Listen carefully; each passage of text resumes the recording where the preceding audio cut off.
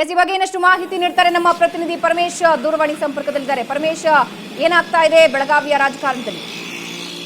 ಭಾವನಾ, ಏನು ರಮೇಶ್ ಜಾರಕಿಹೊಳಿ ಅವರ ನಡೆ ಯಾವ ಕಡೆ ಅನ್ನೋ ಪ್ರಶ್ನೆ ಈಗಾಗಲೇ ಏನು ಗೋಕಾಕ ಕಾಂಗ್ರೆಸ್ ವಲಯದಲ್ಲಿ ಕೇಳಿ ಬರ್ತಾ ಇದೆ ಅಂತ ಹೇಳ್ಬೋದು. ಏನು ನಿನ್ನೆ ಅಷ್ಟೇ ಮಾಜಿ ಸಿಎಂ ಸಿದ್ದರಾಮಯ್ಯ ಕೂಡ ಗೋಕಾಕ್ನಲ್ಲಿ ಸಮಾವೇಶ ನಡೆಸಿದಾಗ ರಮೇಶ್ ಜಾರಕಿಹೊಳಿ ಕೂಡ ಗೈರಾಗಿದ್ರು. ಆದ್ರೆ ಇವತ್ತು ಏನಂತಂದ್ರೆ ಬೆಳಗ್ಗೆ ತಮ್ಮ ನಿವಾಸಕ್ಕೆ ಗೋಕಾಕ್ ನಿವಾಸಕ್ಕೆ ಬಂದು ಒಂದು ಗೋಕಾಕ ತಾಲೂಕಿನ ಏನು ಎಲ್ಲ ಒಂದು ಕಾಂಗ್ರೆಸ್ ಕಾರ್ಯಕರ್ತರನ್ನ ಸಭೆ ಕರೆದು ಸಭೆಯಲ್ಲಿ ಏನಂತಂದ್ರೆ ಎಲ್ಲ ಒಬ್ಬೊಬ್ಬರನ್ನ ಏನು ಕಾರ್ಯಕರ್ತರನ್ನ ಪ್ರಮುಖವಾಗಿರ್ತಕ್ಕಂತಹ ಕಾರ್ಯಕರ್ತರನ್ನ ಕರೆದು ನೀವು ಬಿಜೆಪಿಗೆ ಬೆಂಬಲ ಸೂಚಿಸಬೇಕಂತ ಹೇಳಿ ಪರಮೇಶ್ವರ್, ಈಗ ಈಶ್ವರ್ ಖಂಡ್ರೆ ಅವರು ಕಾಂಗ್ರೆಸ್ನ ಕೆಪಿಸಿಸಿ ಕಾರ್ಯಾಧ್ಯಕ್ಷರು ಸ್ವತಃ ನಮ್ಮ ಜೊತೆ ದೂರವಾಣಿ ಸಂಪರ್ಕದಲ್ಲಿದ್ದಾರೆ. ಈಶ್ವರ್ ಖಂಡ್ರೆ ಅವರೇ, ನಮಸ್ಕಾರ. ನಮಸ್ಕಾರ. ನಾನು ಬೀದರ್ನಲ್ಲಿ ಒಬ್ಬ ಅಭ್ಯರ್ಥಿಯಾಗಿ ಚುನಾವಣಾ ಪ್ರಚಾರದಲ್ಲಿದ್ದೇನೆ. ಈ ವಿಷಯದ ಬಗ್ಗೆ ನನ್ನ ಗಮನಕ್ಕೆ ಇಲ್ಲ, ನನಗೆ ಮಾಹಿತಿ ಇಲ್ಲ. ಈಗ ಕೆಪಿಸಿಸಿ ಕಾರ್ಯಾಧ್ಯಕ್ಷರಾಗಿ ರಮೇಶ್ ಜಾರಕಿಹೊಳಿ ಅವರು ಅವರ ಕಾರ್ಯಕರ್ತರಿಗೆ ಬಿಜೆಪಿ ಅಭ್ಯರ್ಥಿಯನ್ನ ಬೆಂಬಲಿಸುವಂತೆ ಸೂಚನೆಯನ್ನ ನೀಡಿದ್ದಾರೆ. ಅವರ ಅಳಿಯ ಕೂಡ ಇದೇ ಸೂಚನೆಯನ್ನ ನೀಡಿದ್ದಾರೆ ಅನ್ನುವ ಮಾಹಿತಿ ಸ್ಪಷ್ಟವಾಗಿ ಅಲ್ಲಿ ಕೇಳಿ ಬರ್ತಾ ಇದೆ. ಈ ತರ ಮಾಹಿತಿ ನೀಡಿದ್ರೆ ಅದು ಪಕ್ಷ ವಿರೋಧಿ ಚಟುವಟಿಕೆ ಆಗ್ತದೆ. ಬಟ್ ಅದ್ರ ಬಗ್ಗೆ ನನಗೆ ಈ ತರ ನೀಡಿದ್ದಾರೆ ಅಂತ ಯಾವುದೇ ರೀತಿಯ ಮಾಹಿತಿಗಳಾಗ್ಲಿ ಏನು ವಿಚಾರ ಇಲ್ಲ, ನನಗೆ ಗೊತ್ತಾಗ್ಲಿಲ್ಲ. ಸರ್, ಈಗಾಗಲೇ ಕಾಂಗ್ರೆಸ್ನ ಎಲ್ಲ ಚಟುವಟಿಕೆಯಿಂದ ದೂರ ಉಳಿದಿರೋದು ಎಲ್ರಿಗೂ ಗೊತ್ತಿರೋ ವಿಷಯ. ರಾಹುಲ್ ಗಾಂಧಿ ಬಂದ್ರು ಕೂಡ ಅಲ್ಲಿ ಬರೋದಿಲ್ಲ, ಸಿದ್ದರಾಮಯ್ಯ ಅವರು ಸಮಾವೇಶ ನಡೆಸಿದ್ರು ಕೂಡ ಅಲ್ಲಿ ಇರೋದಿಲ್ಲ ರಮೇಶ್ ಜಾರಕಿಹೊಳಿ ಅವರು. ಹಾಗೆ ಕಾರ್ಯಕರ್ತರಿಗೆ ಬಹಿರಂಗವಾಗಿ ಹೇಳಿಕೆ ಕೊಡ್ತಾ ಇದ್ದಾರೆ, ಹಾಗೆ ಬಹಿರಂಗವಾಗಿ ಬೆಂಬಲಿಸ್ತಾ ಇದ್ದಾರೆ ಅನ್ನೋದು ಅಲ್ಲಿ ಸ್ಥಳೀಯ ಕಾರ್ಯಕರ್ತರು ಹೇಳ್ತಾ ಇರುವಂತಹ ಸತ್ಯ. ಅವ್ರ ಬಗ್ಗೆ ಪಕ್ಷ ತೀರ್ಮಾನ ಮಾಡ್ತದೆ. ನೀವೇನಾದ್ರೂ ಇವಾಗ ಅವರನ್ನ ಸಂಪರ್ಕಿಸ್ತೀರಾ? ಈ ಬೆಳವಣಿಗೆ ಏನಿದೆ ಇದ್ರ ಬಗ್ಗೆ ಪ್ರಶ್ನಿಸ್ತೀರಾ ಹೇಗೆ? ಇಲ್ಲ ನೋಡಿ, ನಾನು ಅಭ್ಯರ್ಥಿಯಾಗಿ ಕಳೆದ ಎರಡು ದಿವಸಗಳಿದ್ದಾವೆ ನಾನು ಚುನಾವಣಾ ಪ್ರಚಾರದಲ್ಲಿದ್ದೇನೆ. ನಮ್ಮ ಅಧ್ಯಕ್ಷರಾದಂತ ದಿನೇಶ್ ಗುಂಡೂರಾವ್ ಅವರು ಸೂಕ್ತ ಕ್ರಮ ತೆಗೆದುಕೊಳ್ತಾರೆ. ಸರ್, ಈ ಬೆಳವಣಿಗೆ ಕಾಂಗ್ರೆಸ್ ಪಾಲಿಗೆ ಒಂದು ದೊಡ್ಡ ಹಿನ್ನಡೆ ಆಗೋದಿಲ್ವಾ ಸರ್? ನೋಡಿ, ಈಗ ಇವೆಲ್ಲ ವಿಷಯಗಳು ಇವತ್ತು ಕಾಂಗ್ರೆಸ್ ಅಲ್ಲೇ ಎಲ್ಲಾ ಕಡೆ ಇದೆ.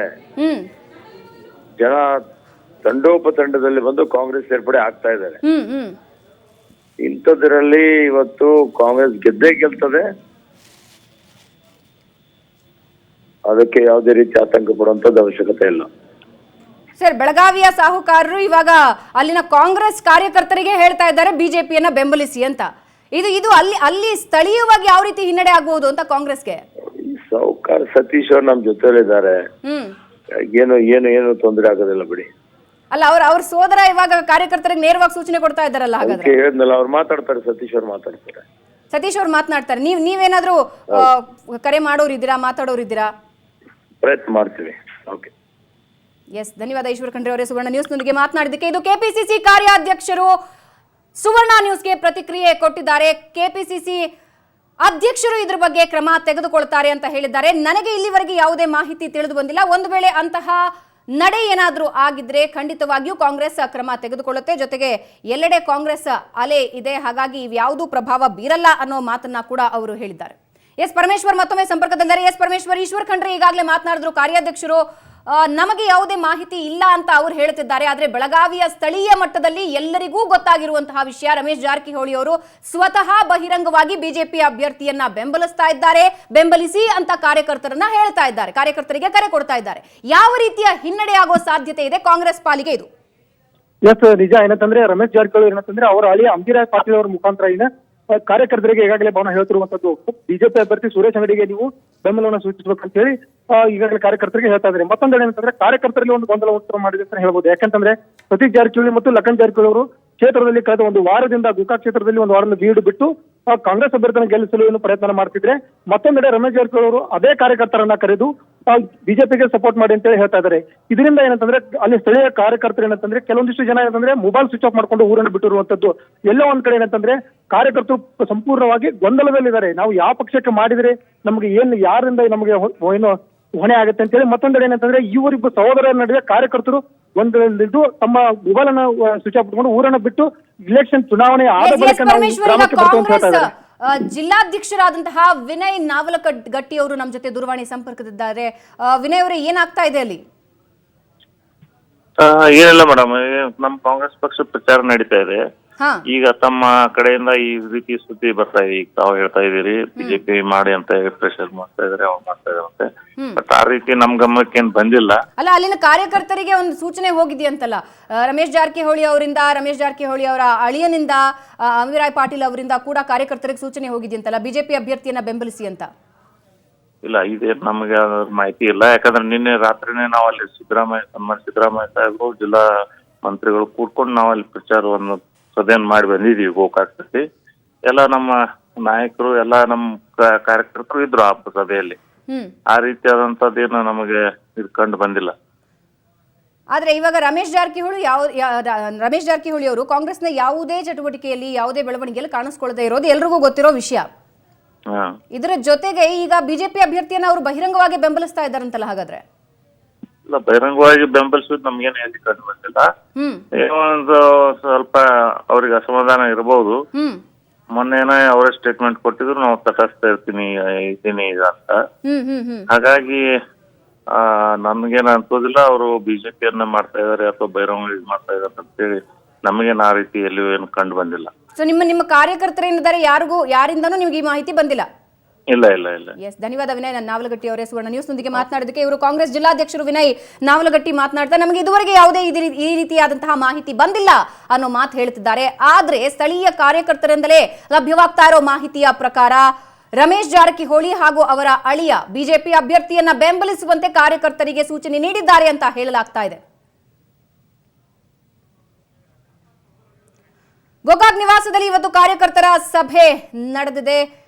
ಮೈತ್ರಿ ವಿರುದ್ಧ ತಿರುಗಿ ಬಿದ್ದಿದ್ದಾರೆ ಬೆಳಗಾವಿಯ ಸಾಹುಕಾರ್. ಬಿಜೆಪಿ ಅಭ್ಯರ್ಥಿಯನ್ನ ಬೆಂಬಲಿಸುವಂತೆ ಬೆಂಬಲಿಗರಿಗೆ ರಮೇಶ್ ಕರೆ ನೀಡಿದ್ದಾರೆ.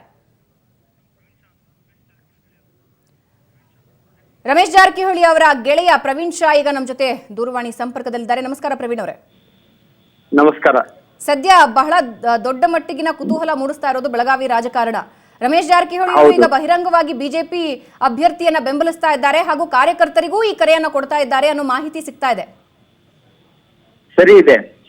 ಅವರು ಜನರಿಗೆ ಇಲ್ಲಿ ಚುನಾಯಿತ ಪ್ರತಿನಿಧಿಗಳಿಗೆ ಎಲ್ಲರನ್ನು ಕರೆಸಿ ಒತ್ತಡ ಹೇರ್ತಾ ಇದ್ದಾರೆ, ಬಿಜೆಪಿ ಮಾಡ್ಲಿಕ್ಕೇನೆ ಬೇಕು ಅಂತ. ಆದರೆ ಗೋಕಾಕ್ ಜನತೆ ಇದ್ದಿದ್ದು ಗೊಂದಲದಲ್ಲಿದ್ದಾರೆ. ಅವರು ಬ್ರದರ್ ಆದಂತ ಸತೀಶ್ ಜಾರಕಿಹೊಳಿ ಅವರು ಕಾಂಗ್ರೆಸ್ ಮಾಡ್ಲಿಕ್ಕೆ ಅವರು ಇದ್ದಿದ್ದು ಜನರನ್ನು ಉತ್ಸಾಹ ಮಾಡುತ್ತಾ ಇದ್ದಾರೆ. ನಿನ್ನೆ ಸಿದ್ದರಾಮಯ್ಯ ಅವರು ಬಂದಂತ ಕ್ಯಾಂಪೇನ್ದಲ್ಲಿ ರಮೇಶ್ ಜಾರಕಿಹೊಳಿ ಅವರು ಪಾಲ್ಗೊಳ್ಳಲಿಲ್ಲ. ಒಂದು ರೀತಿಲೇ ಅವ್ರ ಬ್ರದರ್ ಲಖನ್ ಜಾರಕಿಹೊಳಿ ಹಾಗೂ ಸತೀಶ್ ಜಾರಕಿಹೊಳಿ ಅವರು ನೇರವಾಗಿ ಜನರಿಗೆ ಹೇಳ್ತಾ ಇದ್ದಾರೆ, ನೀವು ಕಾಂಗ್ರೆಸ್ ಅನ್ನ ಮಾಡ್ಬೇಕಂತೆ. ಹೆಂಗಾಗಿ ಇದೆಲ್ಲ ಗೊಂದಲದಲ್ಲಿ ಗೋಕಾಕ್ ಜನತೆ ಸಿಲುಕಿ ಎಲ್ಲಿ ಹೋಗಬೇಕನ್ನುವಂತ ದಾರಿ ತೋರದಾಗಿದೆ. ಹಾಗಾದ್ರೆ ರಮೇಶ್ ಜಾರಕಿಹೊಳಿ ಅವರು ಈ ರೀತಿ ಹೇಳ್ತಾ ಇರೋದು ಸತ್ಯ ಅಂತೀರಾ? ಹೌದು, ಹೇಳ್ತಾ ಇದ್ದಾರೆ. ಅವರು ಬಿಜೆಪಿನ ಮಾಡ್ಬೇಕಂತ ಹೇಳ್ತಾ ಇದ್ದಾರೆ. ಅಂದ್ರೆ ಕಾರ್ಯಕರ್ತರಿಗೆ ನೇರವಾಗಿ ಕರೆ ಕೊಡ್ತಾ ಇದ್ದಾರಾ? ಹೌದು, ಕರೆ ಕೊಡ್ತಾ ಇದ್ದಾರೆ. ಎಲ್ಲಾ ಕಾರ್ಯಕರ್ತರನ್ನ ಕರೆದು ಮನೆಯಿಂದ ಎಲ್ಲಾರನ್ನು ಕರೆದು ಇವತ್ತು 2 ದಿವಸ ಆಯ್ತು ಅವ್ರದ್ದು ಇದ್ದದ್ದು ಆಕ್ಟಿವಿಟೀಸ್ ಬಹಳ ಜೋರಾಗಿದೆ ಅವ್ರದ್ದು. ಎಲ್ಲಾ ಕಾರ್ಯಕರ್ತರನ್ನ ಕರೆದು ನೀವು ಬಿಜೆಪಿನ ಮಾಡ್ಬೇಕಂತ. ತಟಸ್ಥವಾಗಿರ್ತೀನಿ ಅಂತ ಹೇಳಿದ್ರು ಅಂತ ಈಗಷ್ಟೇ ನಮ್ಗೆ ಕಾಂಗ್ರೆಸ್ನ ನಾಯಕರು ಮಾತನಾಡ್ತಾ ಹೇಳಿದ್ರು. ಜಾರಕಿಹೊಳಿ ಅವರು ಅಂತ ನಡೆ ಮಾಡೋದಿಲ್ಲ, ಅವರು ತಟಸ್ಥವಾಗಿರ್ತೀನಿ ಅಂತ ಹೇಳಿದ್ರು. ಹಾಗೆ ಅಸಮಾಧಾನ ಇರೋದು ನಿಜ, ಆದ್ರೆ ಬಿಜೆಪಿಯನ್ನ ಬೆಂಬಲಿಸಲ್ಲ ಅನ್ನೋ ಕಾನ್ಫಿಡೆನ್ಸ್ ಅವ್ರದ್ದು ಇಲ್ಲ. ಅವರು ತಟಸ್ಥಿಲ್ಲ. ಈಗ ನೇರವಾಗಿ ಅವರೆಲ್ಲ ಕಾರ್ಯಕರ್ತರಿಗೆ ನೀವು ಕಾಂಗ್ರೆಸ್ ಮಾಡ್ಲಿಕ್ಕೆ ಫೋರ್ಸ್ ಮಾಡ್ತಾ ಇದ್ದಾರೆ ಅನ್ನಕ್ಕೆ ನೀವು ಮಾಡ್ಲೇಬೇಕಂತೆ ಅವರು ಅಪ್ಪಣೆ ಕೊಡ್ತಾ ಇದ್ದಾರೆ. ಆದೇಶ ಮಾಡ್ತಿದ್ದಾರೆ. ಹೌದು, ಅಗತ್ಯವಾಗಿ ಮಾಡ್ಬೇಕಂತ ಫೋರ್ಸ್ ಮಾಡ್ತಾ ಇದ್ದಾರೆ. ಓಕೆ, ಧನ್ಯವಾದ ಪ್ರವೀಣ್ ಶಾ ಅವರೇ ಸುವರ್ಣ ನ್ಯೂಸ್ನೊಂದಿಗೆ ಮಾತನಾಡಿದ್ದಕ್ಕೆ.